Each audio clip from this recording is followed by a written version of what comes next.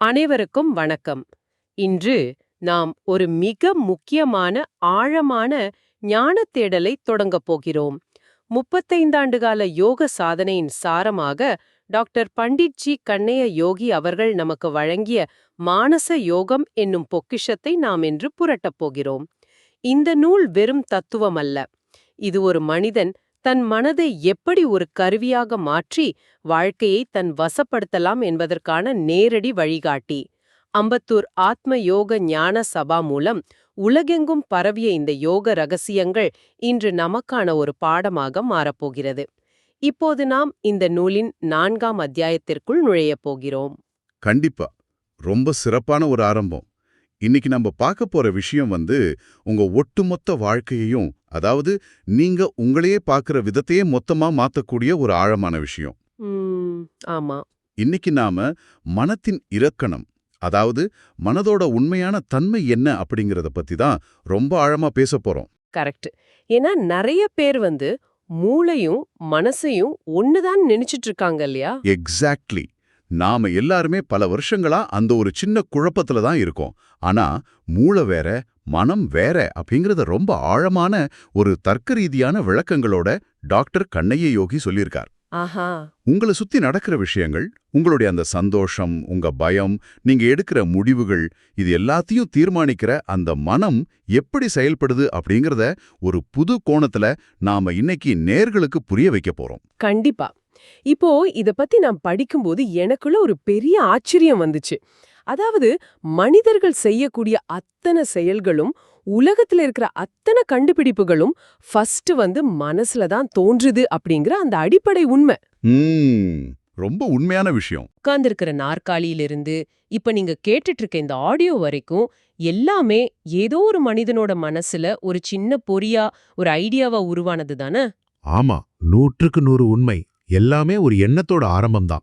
அப்போ இத நான் எப்படி பாக்குறேன்னா, நம்ம ஐம்புலன்கள் இருக்குல்ல, அதாவது மெய், வாய், கண், மூக்கு, செவி, இது வழியா வரக்கூடிய வெளியுலக தகவல்களை எல்லாம் வாங்கி உள்ளே இருக்கிற நம்ம ஆன்மாவுக்கு புரியுற ஒரு மொழியில கடத்துற ஒரு அருமையான டிரான்ஸ்லேட்டர், ஒரு மொழிபெயர்ப்பாளர் மாதிரி தான் நம்ம மனம் செயல்படுது அப்படின்னு எனக்கு தோணுது. இது சரியா?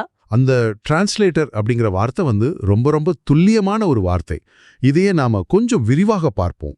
சொல்லுங்க. இப்போ வெளியில ஒரு சூடான காஃபி இருக்கு. அந்த சூடான காஃபிய நீங்க தொடுறீங்க. ஓகே, தொடுறேன். உங்க கை அந்த சூட்டை உடனே உணருது.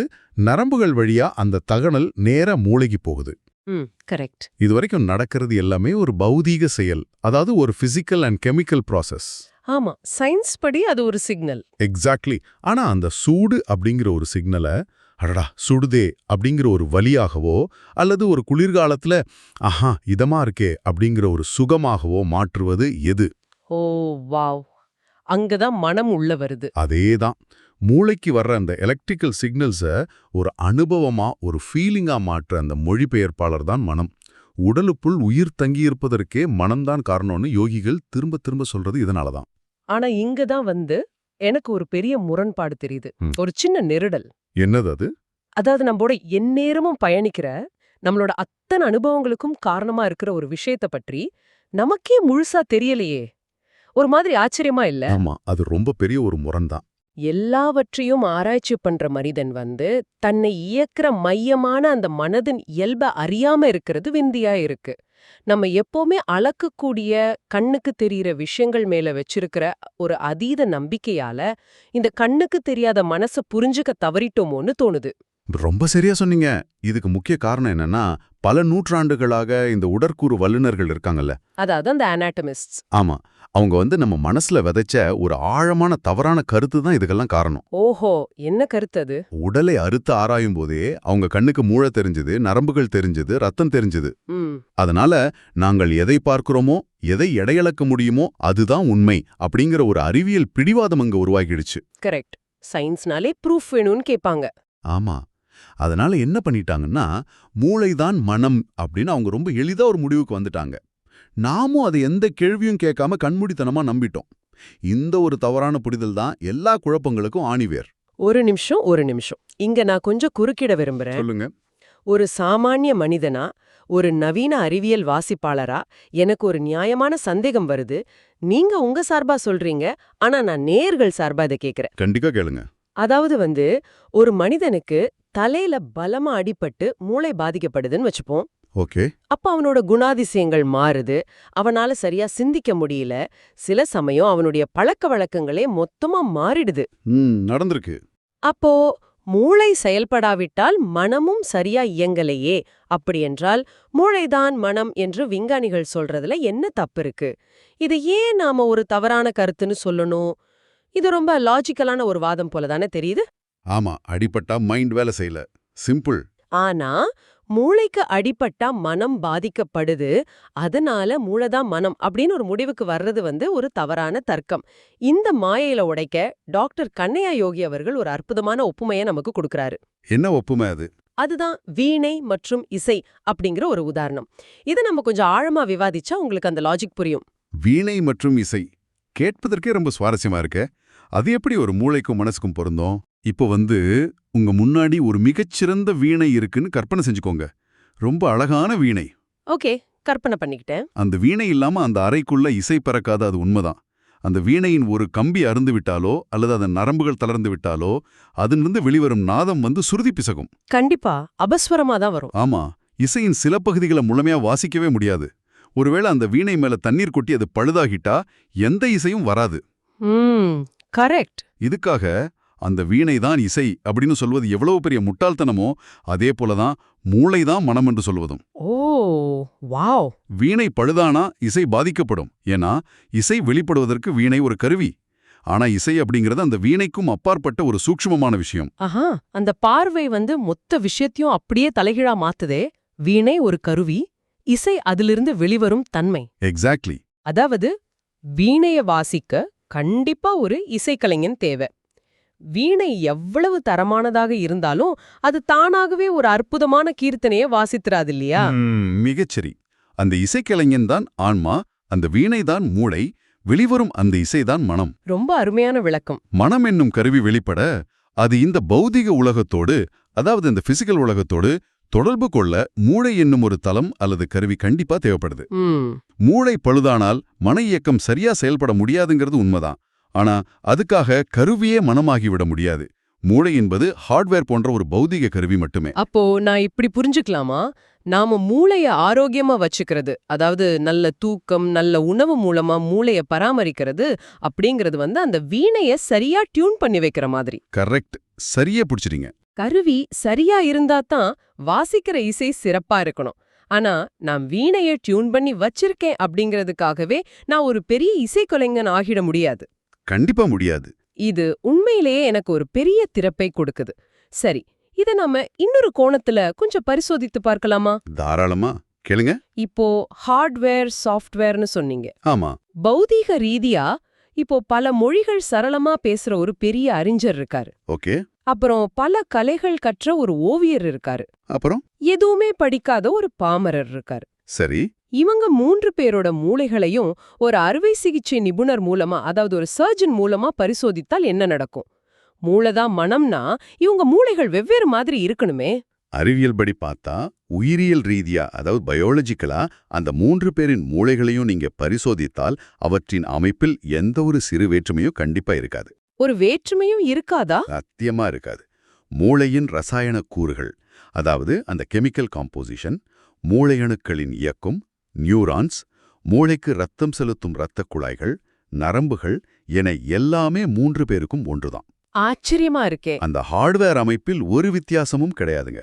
ஒரு மேதையின் மூளையை எடுத்து பார்த்தாலும் சரி, ஒரு சாதாரண மனிதனின் மூளையை எடுத்து பார்த்தாலும் சரி, சதையும் ரத்தமும் ஒண்ணுதான். இது ரொம்ப ரொம்ப சுவாரஸ்யமா இருக்கே.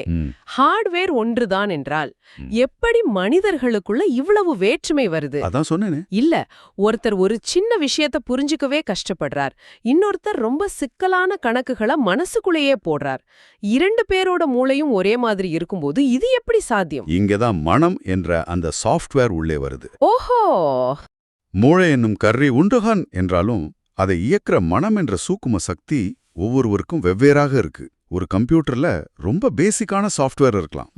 அதே மாடல் கம்ப்யூட்டர்ல இன்னொருத்தர் ரொம்ப அட்வான்ஸ்டான ஒரு டிசைனிங் சாஃப்ட்வேர் வச்சிருக்கலாம். கம்ப்யூட்டர் ஒண்ணுதான், ஆனா அது செய்யற வேலை வேற இல்லையா? ஆமா, கரெக்ட். மூளைதான் மனம் என்பது உண்மையானால் எல்லோர் மூளையும் ஒரே மாதிரியாக இருக்கும்போது எல்லோருக்கும் எல்லா அறிவும் இயற்கையாகவே இருக்கணுமே. ஆமாம். மூளைதான் அறிவு, மூளைதான் மனம் என்றால் நமக்கு பள்ளிக்கூடங்களே தேவைப்பட்டிருக்காது. எல்லோரும் பிறக்கும்போதே ஒரே மாதிரி சிந்தனையோட ஒரே மாதிரி அறிவோட பிறந்திருப்பாங்க. கண்டிப்பா. இத நினைச்சு பார்க்கவே ரொம்ப வேடிக்கையா இருக்கு. ஏன்னா மூளைதான் மனம்னா நம்ம எல்லாரும் போலீஸ் ஸ்டேஷன்ல ஒரு எக்ஸ்ரே மிஷினை வச்சுக்கிட்டு ஒருத்தரோட மண்டையோட்ட படம் பிடித்து அவனோட கல்வியையும் அவனோட ஒழுக்கத்தையும் ஈஸியா சொல்லிவிட முடியுமே. எப்படி சொல்றீங்க? அதாவது, சார் உங்க மூளை ஸ்கேன்ல நீங்க ரொம்ப நல்லவர்னு தெரியுது, உங்களுக்கு வேலை கன்ஃபார்ம் அப்படின்னு ஈஸியா சர்டிபிகேட் கொடுத்துடலாம். ஆமா, ரொம்ப சிம்பிளா முடிஞ்சிரும். ஆனா நடைமுறையில அது சாத்தியமில்லை அப்படிங்கறது நமக்கு நல்லாவே தெரியும். கண்டிப்பா. நீங்க எவ்வளவு பெரிய அதிநவீன எம்ஆர்ஐ ஸ்கேன் எடுத்து பார்த்தாலும் அங்க மூளையின் அந்த சதையையும் ரத்த ஓட்டத்தையும் மின் சமிக்ஞானங்களையும் பார்க்கலாமே தவிர உங்களால மனசு பார்க்க முடியாது. ஆமா, அங்கே இருக்கிற ஒருத்தரோட அறிவையோ கருணையையோ கோபத்தையோ அல்லது அவனோட கற்பனை திறனையோ பார்க்க முடியாது. ஒரு கவிதைய மூளைக்குள்ள எந்த ஸ்கேன் வச்சும் உங்களால தேடி கண்டுபிடிக்க முடியாது. சத்தியமா முடியாது. கவிதை எங்கோ ஒரு சூக்குமமான இடத்துல இருந்து வருது. இதுல இருந்து நம்ம தெளிவா ஒரு முடிவுக்கு வரலாம். மனம் என்பது மூளை அல்ல, அது மூளையை கொண்டு மூளையின் வழியாக செயல்படும் வேறொரு உன்னத சக்தி. சரி, மூளை மனம் இல்லை அப்படிங்கிறது இப்போ ரொம்ப ஆணித்தரமா பதிஞ்சிடுச்சு. அதுல எந்த டவுட்டும் இல்ல. சந்தோஷம். ஆனா இது என்னோட அடுத்த ஒரு மிகப்பெரிய கேள்விக்கு என்ன தள்ளுது. மனம் என்பது மூளை இல்லை, அது வேற ஒண்ணு என்றால் அது எங்கே இருக்கு? நம்ம உடம்புல அவ்வளவு நுண்ணிய கருவிகளை வச்சு ஸ்கேன் செய்யறோம், ரத்த அணுக்களை பாக்குறோம், டிஎன்ஏ வரைக்கும் உள்ள போய் பாக்குறோம். அப்படி இருக்க இந்த மனதை ஏன் நம்மால இன்னும் ஒரு மைக்ரோஸ்கோப்ல பார்க்க முடியல? இந்த சாஃப்ட்வேர் எங்க தான் ஸ்டோர் ஆயிருக்கு? இத புரிஞ்சுக்க நாம ஒரு ரொம்ப ரொம்ப முக்கியமான தத்துவத்துக்குள்ள நுழையணும். என்ன தத்துவம் அது? அதான் ஸ்தூல பொருளா சூக்கும பொருளா அப்படிங்கிற கான்செப்ட். இதுதான் இந்த ஒட்டுமொத்த விவாதத்தோட மையப்புள்ளி. ஸ்தூலம், சூக்ஷ்மம், இதை கொஞ்சம் விலாவாரியா சொல்லுங்களேன், நேயர்களுக்கும் கொஞ்சம் சுலபமா புரியும். கண்டிப்பா சொல்றேன். நம்ம உடம்புல இருக்கிற இருதயம், ஈரல், இரைப்பை, கண், காது, மூளை, இது எல்லாமே ஸ்தூல பொருள். அதாவது ஒரு பிசிக்கல் ஆப்ஜெக்ட். ஓகே, தொட்டு உணரக்கூடியது. ஆமா, அவற்றுக்கு ஒரு குறிப்பிட்ட வடிவம் உண்டு, ஒரு வெயிட் அதாவது எடை உண்டு, ஒரு இடத்தை அடைத்துக் கொள்ளும் தன்மை உண்டு. கரெக்ட். நீங்க கேட்டீங்கல்ல, ஏன் மைக்ரோஸ்கோப்ல பார்க்க முடியல அப்படின்னு. ஆமா, கேட்டேன். மனம் என்பது நம்ம உடலின் அணுக்களைப் போல ஒரு சிறிய சடப்பொருளாக, அதாவது ஒரு பிசிக்கல் மேட்டரா இருந்திருந்தா கூட அதை எவ்வளவு சக்தி வாய்ந்த போத கண்ணாடியை கொண்டும் அல்லது ஸ்கேன் மூலமோ கண்டிப்பா பார்த்துவிட முடியும். ஈஸியா பார்த்திருக்கலாம். ஆனா நீங்க உடலின் எந்த பகுதியை எவ்வளவு நுட்பமா அறுத்து ஆராய்ந்தாலும் மனதை காண முடியாது.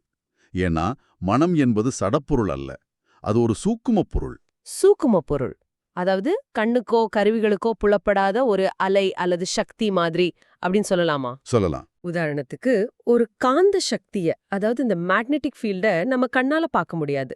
ஆனா ஒரு இரும்பு அது இழுக்கிறத வச்சு அந்த சக்தியை நாம உணர்றோம். அது மாதிரி தானா? ரொம்ப ரொம்ப அருமையான உதாரணம். ஒரு காந்த காலத்தை உங்களால ஒரு பிளாஸ்டிக் பையில போட்டு அடைக்க முடியாது இல்லையா? சத்தியமா முடியாது. அதோட விளைவை, அதோட எஃபெக்டை மட்டும்தான் பார்க்க முடியும். மனங்கிறதும் அதே மாதிரி தான். தொன்று தொட்டு நம்ம ஆன்மவாதிகளும் யோகிகளும் இதத்தான் திரும்ப திரும்ப கூறி வந்திருக்காங்க. மனிதன் என்பவன் வெறும் கண்ணுக்கு தெரியிற உறுப்புகளை மட்டும் கொண்ட ஒரு ஸ்தூல உருவம் கிடையாது. அவனுக்குள்ள மனம், புத்தி, சித்தம், அகங்காரம் அப்படின்னு பல சூக்கும பொருள்களும் இயங்கிக்கிட்டு இருக்கு. ஓஹோ, அதாவது அந்த அந்தக்கரணங்கள் அப்படின்னு சொல்வாங்களே, அதுவா? எக்ஸாக்ட்லி அதேதான். அப்போ நாம தேடுற இடம், தேடுற விதம் ரெண்டுமே தவறுன்னு சொல்றீங்க. ஆமா. கண்ணுக்கு தெரியாத விஷயங்களை ஆராயிற கருவிகளை, அதாவது மைக்ரோஸ்கோப்பை வச்சுக்கிட்டு கண்ணுக்கு தெரியாத ஒரு சூக்கும பொருளை தேடிக்கிட்டு இருக்கிறோம். தராசை வச்சுக்கிட்டு காத்து எவ்வளோ நீளம் இருக்குன்னு அளக்குற மாதிரி ஒரு முட்டாள்தனமா இது. மிகச்சரியான புரிதல். உடற்கூறு வல்லுநர்கள் ஸ்தூல உடலை அறுத்து ஆராய்ந்து அதோட உறுப்புகளை பற்றி சொன்னாங்க. அவங்க விஞ்ஞானிகள், அவங்க செஞ்சது அவங்க துறைக்கு சரி. ஆனா அகக்கண்ண திறந்த ஆன்மவாதிகளும் யோகிகளும் தியானத்தின் மூலமா இந்த சூக்கும பொருட்களின் தொடர்பை கண்டறிந்து நமக்கு சொன்னாங்க. அதாவது உள்ளுணர்வு மூலமா. ஆமா, பௌதீக கண்களால் பார்க்க முடியாதத அகக்கண் கொண்டு தியானத்தின் வழியா அவங்க பார்த்தறிந்தார்கள். இது சயின்ஸ் இல்லைன்னு நாம ஒதுக்கவே முடியாது. இது இன்னர் சயின்ஸ், அதாவது அக அறிவியல். வாவ்! மனம் எப்படி சிந்தனையை உருவாக்குது, அது எப்படி மூளையில ஒரு கெமிக்கல் ரியாக்ஷனா மாறுது அப்படிங்கிற மெக்கானிசத்தை யோகிகள் ரொம்ப தெளிவா உணர்ந்து சொல்லியிருக்காங்க. மாபெரும் சக்தி இருக்கு. ஆனா அத நம்மால கண்ணால பார்க்க முடியாதுங்கிறது ஒரு மாயாஜாலம் மாதிரி தோணுது. ஆமா, அது ஒரு பெரிய மர்மம் தான். இத்தனை நாளா நம்ம மூளைய நினைச்சு பெருமைப்பட்டுட்டு இருந்தோம். ஆனா உண்மையான பாஸ் அந்த சூக்ஷ்மமான மனசுதான் இப்ப ரொம்ப ஆழமா புரியுது. சரியா சொன்னீங்க. மூளை ஒரு அற்புதமான கம்ப்யூட்டர். ஆனா அதை இயக்குற அந்த சூக்ஷ்ம சக்தி தான் உங்க முழு அடையாளமும். இந்த ஒரு புரிதல் நமக்குள்ள ஏற்படும் போது வாழ்க்கை மேல நமக்கு இருக்கிற பார்வையே கண்டிப்பா மாறிடும். நான் வெறும் சதைப்பிண்டம் அல்ல, நான் ஒரு சூக்ஷ்ம சக்தியின் வெளிப்பாடு அப்படிங்கிற அந்த விழிப்புணர்வு ரொம்ப ரொம்ப முக்கியம். நீங்க சொல்றத கேக்கும்போது நாம இன்னைக்கு ஒரு மிகப்பெரிய விஷயத்தோட அடிப்படைய தொற்றுக்கோன்னு தோணுது. மூளை வேறு, மனம் வேறு அப்படிங்கிற இந்த தெளிவு வாழ்க்கைய நாம எப்படி அணுகணும் அப்படிங்கறதுக்கே ஒரு பெரிய அஸ்திவாரமா அமைய போகுது. கண்டிப்பா அமையும். அதனாலதான் இன்றைய விவாதத்தோட இறுதியில நேர்களுக்கான ஒரு ஆழமான கேள்வியை நான் முன்வைக்க விரும்புறேன். சொல்லுங்க. நீங்க தினமும் உணரும் கோபம், பயம், அதீத சந்தோஷம் அல்லது உங்களை செலுத்திக் கொண்டிருக்கும் உங்களுடைய மாபெரும் லட்சியங்கள் எதுவுமே வெறும் மூளையில் ஏற்படும் ரசாயன மாற்றங்கள் மட்டுமல்ல. அவை உங்களை இயக்கும் ஒரு மாபெரும் சூக்கும சக்தியான மனதின் நேரடி வெளிப்பாடுகள். அப்படியென்றால் கண்ணாடியில் தெரியும் உங்களுடைய உடலின் அழகிற்கும் அந்த உடற்பயிற்சிக்கும் நீங்க கொடுக்கும் அதே அளவு முக்கியத்துவத்தை உங்களுடைய ஒட்டுமொத்த வாழ்க்கையும் தீர்மானிக்கும் அந்த சூக்கும மனதை பயிற்றுவிக்க நீங்க எவ்வளவு நேரம் ஒதுக்க வேண்டும்? இத கொஞ்சம் ஆழமா சிந்திச்சு பாருங்க. இது உண்மையிலேயே நாம ஒவ்வொருத்தரும் ஆழமா சிந்திக்க வேண்டிய, நாமே கேட்டுக்கொள்ள வேண்டிய ஒரு கேள்வி. ஜிம்முக்கு போறோம், உடற்பயிற்சிக்கு கொடுக்கிற முக்கியத்துவத்தை மனப்பயிற்சிக்கு நாம கொடுக்கறோமா அப்படிங்கிறது ஒரு பெரிய சுய பரிசோதனை. இவ்ளோ நேரம் கேட்டதுக்கு ரொம்ப நன்றி. இந்த Tamil voice reads channel monetisation இல்லாம தான் நடக்குது. இந்த ஆடியோ புத்தகம் உங்களுக்கு பயன் தருது என்று நினைத்தால் இந்த முயற்சி தொடர்ந்து போக உங்க ஆதரவு மிகவும் உதவும். என்னுடைய இந்த முயற்சிக்கு நன்கொடை அளிக்க விருப்பம் இருந்தால் டிஸ்கிரிப்ஷன்ல கொடுக்கப்பட்டுள்ள UPI ID மூலம் வழங்கலாம். உங்களால் முடிந்த அளவு போதும். சிறிய ஆதரவும் பெரிய உதவிதான். இந்த வீடியோ உங்களுக்கு பயனுள்ளதாக இருந்தால் சப்ஸ்கிரைப் பண்ணுங்க, மற்றவர்களுக்கும் பகிர்ந்து கொள்ளுங்கள். இந்த கருத்துக்கள் அவர்களுக்கும் தேவையாக இருக்கலாம். லைக் பண்ணுங்க, உங்க கருத்துக்களை கமெண்ட்ல பகிருங்கள். மனப்பூர்வமான நன்றி.